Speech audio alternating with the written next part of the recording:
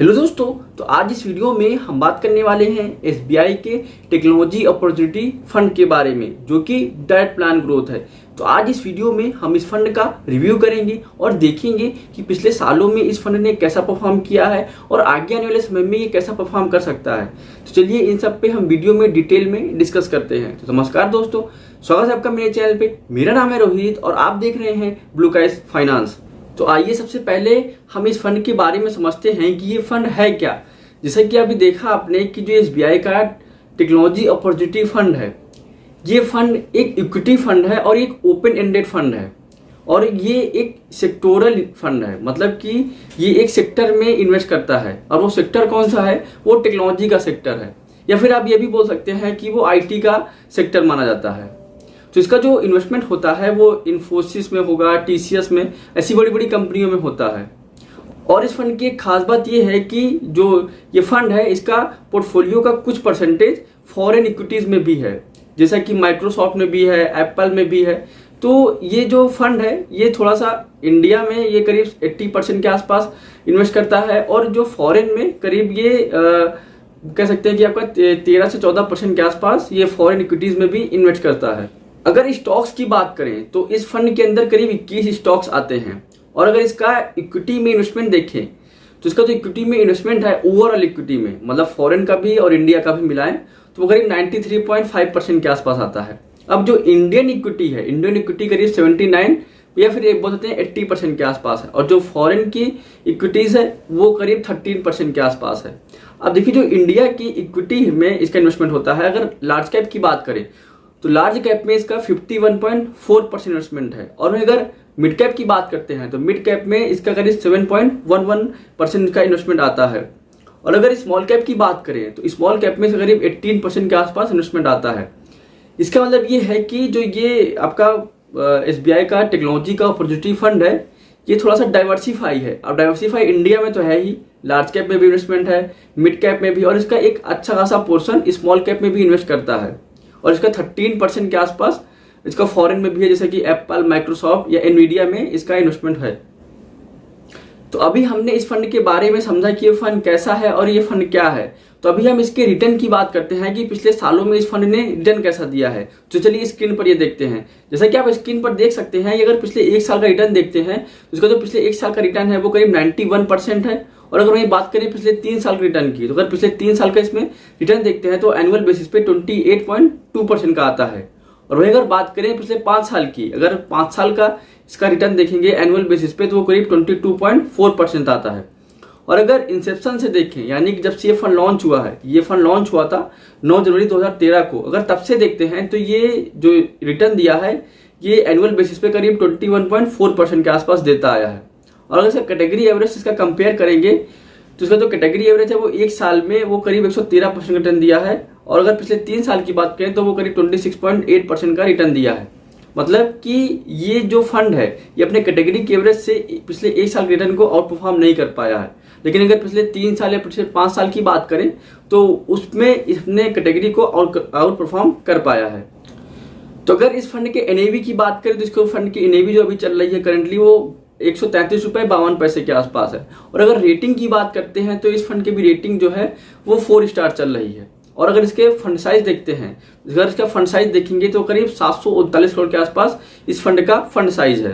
तो अगर इस फंड का एक्सपेंस रेशियो देखते हैं तो अगर इस फंड का एक्सपेंस रेशियो देखेंगे तो वो करीब 1.34% है, जो कि ज्यादा है। अगर इसके कैटेगरी के एवरेज से कंपेयर करेंगे तो 1.26% ही है। लेकिन इस फंड का जो एक्सपेंस रेशियो है वो सबसे ज्यादा बोल सकते हैं 1.34% आ रहा है। अब देखिए सेक्टोरल फंड है तो इसलिए इसका एक्सपेंस रेशियो ज्यादा होता ही है। जितने भी सेक्टोरल इंडेक्स होते हैं मैक्सिमम का जो आप बोल सकते हैं कि एक्सपेंस रेशियो वो थोड़ा ज्यादा ही होता है। और अगर वही मिनिमम इन्वेस्टमेंट अमाउंट की बात करें तो अगर मिनिमम इन्वेस्टमेंट अमाउंट देखें तो अगर आप एसआईपी के थ्रू इन्वेस्टमेंट करने जा रहे हैं, यानी कि पर मंथ इस फंड में आप इन्वेस्ट करेंगे तो मिनिमम आपको 500 रुपए पर मंथ इन्वेस्ट करना होगा। और अगर बात करें लमसम की, यानी कि आप एक साथ अपना पैसा इन्वेस्ट करना चाहते हैं तो उसके लिए मिनिमम आपको 5000 रुपए इन्वेस्ट करना होगा। तो अगर एग्जिट लोड देखते हैं तो एग्जिट लोड अगर देखेंगे तो अगर आप 15 दिन के पहले इस फंड से अपने पैसे को रिडीम करेंगे तो वहां पर आपको क्या होगा कि 0.5% का चार्ज लगेगा, जिसको हम एग्जिट लोड बोलते हैं। अगर आप 15 दिन के बाद अपने फंड को रिडीम करेंगे तो वहां पर आपको कोई भी एक्स्ट्रा लोड नहीं देना होगा। तो अगर इस फंड का रिस्कोमीटर देखते हैं तो इस फंड का जो रिस्कोमीटर है वो हाई है, क्योंकि ये एक सेक्टोरल फंड है, कि एक सेक्टर में इन्वेस्ट करता है, इसीलिए इसका जो रिस्क है वो हाई है। अगर इसके बेंचमार्क इंडेक्स की बात करें तो इसका बेंचमार्क इंडेक्स है वो S&P BSE का टेक TRI है। तो अगर इस फंड के फंड मैनेजमेंट की बात करें तो वो है अनूप उपाध्याय और मोहित जैन, ये दोनों इस फंड को मैनेज कर रहे हैं।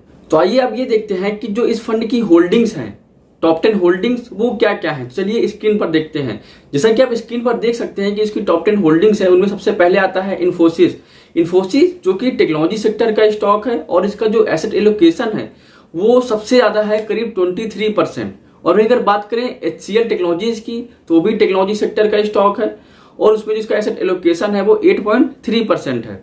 और अगर बात करें TCS की जो कि टाटा कंसल्टेंसी सर्विसेज है, और ये भी एक टेक्नोलॉजी सेक्टर का स्टॉक है, और इसका जो एसेट एलोकेशन कह सकते हैं वो 8.2% है। फिर आता है अल्फाबेट इंक क्लास A, ये भी टेक्नोलॉजी सेक्टर का स्टॉक है, और ये एक फॉरेन इक्विटी है, मतलब कि जो गूगल का बोल सकते हैं कि पेरेंट कंपनी है वो अल्फाबेट है। इसमें भी इसका इन्वेस्टमेंट करीब 7.1% है। फर्स्ट सोर्स सोल्यूशन की बात करें तो ये एक टेक्नोलॉजी के सर्विसेज, मतलब कि SaaS है, सॉफ्टवेयर एज ए सर्विस का सेक्टर है, ये भी इसमें भी इसका एसेट एलोकेशन करीब है 5.7%। परसिस्टेंट सिस्टम की बात करें तो ये भी टेक्नोलॉजी सेक्टर का स्टॉक है, और इसमें जो इसका एसेट एलोकेशन है वो 5% है। टेक महिंद्रा की बात करें तो भी टेक्नोलॉजी सेक्टर का स्टॉक है, इसमें जो इसका एसेट एलोकेशन है वो 4.9% है। भारतीय एयरटेल की बात करें तो एक कम्युनिकेशन सेक्टर का स्टॉक है, एक तरीके से इसको हम IT सेक्टर का स्टॉक बोल सकते हैं, तो वो 4.9% का इसमें एसेट एलोकेशन है। सैट लिमिटेड की बात करें तो ये भी टेक्नोलॉजी सेक्टर का स्टॉक है, जिसमें से इसका एसेट एलोकेशन है वो 4% है। माइक्रोसॉफ्ट कॉर्पोरेशन की बात करें, ये भी एक US की कंपनी है, ये एक टेक्नोलॉजी सेक्टर का स्टॉक है, ये भी एक फॉरेन इक्विटी है, तो इसमें जो इसका एसेट एलोकेशन है वो 3.6% है। तो अभी आपने देखा कि जो इसकी टॉप 10 होल्डिंग्स है, इसकी टॉप 10 होल्डिंग्स में जो 2 स्टॉक्स हैं वो फॉरेन की इक्विटी है। आपने देखा कि माइक्रोसॉफ्ट और इसमें अल्फाबेट जो कि गूगल की पेरेंट कंपनी है, इनमें भी करीब 13% के आसपास टॉप 10 में ही इसका एलोकेशन आ जाता है। तो वहीं अगर इक्विटी सेक्टर एलोकेशन की बात करें, यानी कि जो इस फंड का सेक्टर एलोकेशन है वो क्या क्या है। वैसे तो ये टेक्नोलॉजी सेक्टर में इन्वेस्ट करता है, लेकिन चलिए स्क्रीन पर ये भी देखते हैं। जैसे कि आप स्क्रीन पर देख सकते हैं कि जो सर्विसेज जो कि टेक्नोलॉजी सर्विसेज देते हैं, वो सॉफ्टवेयर की सर्विसेज देते हैं, वो सेक्टर में करीब 6.1% का इसका एसेट एलोकेशन है। अगर टेक्नोलॉजी सेक्टर की बात करें जो कि मेजरली टेक्नोलॉजी का सेक्टर है, वहां पर सबसे ज्यादा है 85.2%। कम्युनिकेशन की बात करें तो 5.2%, जैसा कि अभी आपने भारतीय एयरटेल को देखा। और अगर दूसरे थोड़े बड़े सेक्टर की बात करें तो वो है 3.5% का। तो आइए अब ये देखते हैं कि अगर आप पिछले सालों में इसमें 1000 रुपए की SIP करते आ रहे हैं, तो अगर आप पर मंथ 1000 रुपए का इन्वेस्टमेंट करते आ रहे हैं तो आज के समय में उसकी वैल्यू क्या हो जाएगी। चलिए हम स्क्रीन पर देखते हैं। तो जैसा कि आप स्क्रीन पर देख सकते हैं कि अगर आप पिछले 1 साल से पर मंथ 1000 रुपए का इन्वेस्टमेंट करते आ रहे हैं, तो आज के समय में जो आपका टोटल इन्वेस्टमेंट हो जाएगा वो हो जाएगा 12,000 रुपए, और जो आपके इन्वेस्टमेंट की टोटल वैल्यू हो जाएगी आज के समय में वो हो जाएगी करीब 16,691 रुपए। और इसमें जो आपको प्रॉफिट हो रहा होगा वो करीब 4,691 रुपए का इसमें आपको प्रॉफिट हो रहा होगा। और अगर बात करें पिछले 3 साल की, यानी कि 3 साल पहले से आप 1000 रुपए पर मंथ इस फंड में इन्वेस्ट करते आ रहे हैं, तो आपका जो टोटल इन्वेस्टमेंट हो जाएगा वो हो जाएगा 36,000 रुपए, और आज के समय में इसकी जो वैल्यू हो जाएगी वो हो जाएगी करीब 64,019 रुपए के आसपास। और इसमें आपको जो प्रॉफिट हो रहा होगा वो प्रॉफिट करीब 28,019 रुपए का इसमें आपको प्रॉफिट हो रहा होगा। और अगर वही बात करें पिछले 5 साल की, यानी 5 साल पहले से आप इस फंड में इन्वेस्ट करते आ रहे हैं 1000 रुपए पर मंथ, तो आज के समय में जो आपका टोटल इन्वेस्टमेंट हो जाएगा वो हो जाएगा 60,000 रुपए, और जो आपके इन्वेस्टमेंट की टोटल वैल्यू हो जाएगी वो हो जाएगी करीब 1,29,356 रुपए। तो और इसमें जो आपको प्रॉफिट हो रहा होगा वो करीब 69,356 का इसमें आपको प्रॉफिट हो रहा होगा। तो अभी आपने देखा कि अगर आप 1000 रुपए की पर मंथ SIP करते आ रहे हैं तो आपका जो इन्वेस्टमेंट है वो कितना हो गया। चलिए अभी हम ये देखते हैं कि अगर 10,000 रुपए का आपने लमसम में इन्वेस्ट किया होगा तो आज के समय में उसकी वैल्यू क्या होगी। चलिए ये भी हम स्क्रीन पर देखते हैं।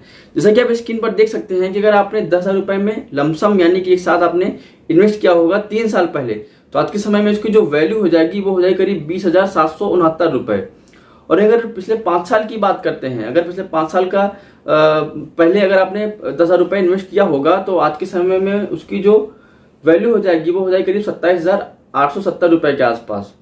तो चलिए हम टैक्सेशन की भी बात कर लेते हैं। अगर टैक्सेशन की बात करें तो ये एक इक्विटी फंड्स है। तो अगर मान लीजिए आपने आज इस फंड में इन्वेस्ट किया और 365 दिन की पहले आपने इस फंड से अपने पैसे को रिडीम कर लिया, तो वहां पर क्या होगा, आपको short term capital gain tax देना होगा, जो कि STCG टैक्स बोलते हैं, और वो 15% आपको इसमें देना होगा।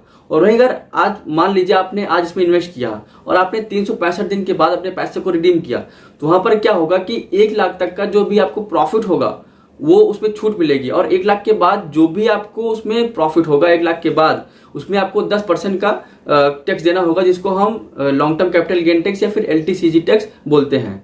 तो आज इस वीडियो में हमने देखा कि जो SBI का टेक्नोलॉजी अपॉर्चुनिटी फंड है ये कैसा है और इसका रिटर्न कैसा है। तो आपको इस फंड में इन्वेस्ट करना चाहिए या नहीं करना चाहिए, चलिए इस पर थोड़ा डिस्कस कर लेते हैं। अब देखिए ये क्या है कि ये टेक्नोलॉजी सेक्टर का बोल सकते हैं कि फंड है। इसका जो ओवरऑल इन्वेस्टमेंट होता है 85% ज़्यादा तो सिर्फ टेक्नोलॉजी सेक्टर में है।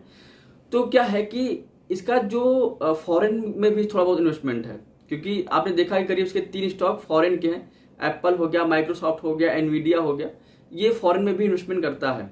तो इसका मतलब ये है कि टेक्नोलॉजी सेक्टर में ये डाइवर्सिफाई इन्वेस्टमेंट है, क्योंकि इसमें क्या है, सर्विसेज जो टेक्नोलॉजी सर्विसेज देते हैं वहां पर भी इन्वेस्ट करता है।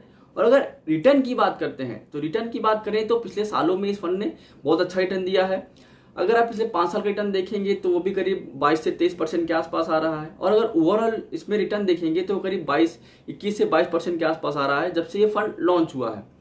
इसका मतलब ये है कि आप थोड़ा सा अगर रिस्क ले सकते हैं तो इस फंड में इन्वेस्ट करिए, लेकिन हाँ अपने पोर्टफोलियो का मैक्स टू मैक्स सिर्फ 10 से 15% के बीच में ही इस फंड में इन्वेस्ट करिए, क्योंकि ये एक सेक्टोरल फंड है। तो यहाँ पर क्या है, आपको रिस्क भी बहुत ज़्यादा होता है। तो आई होप आपको वीडियो पसंद आया। अगर आपको वीडियो पसंद आया हो तो आप वीडियो को लाइक कर सकते हैं। अगर आपको ऐसे वीडियो चाहिए तो आप मेरे चैनल को सब्सक्राइब कर सकते हैं। तो आज के लिए इतना ही, मिलते हैं अगले वीडियो।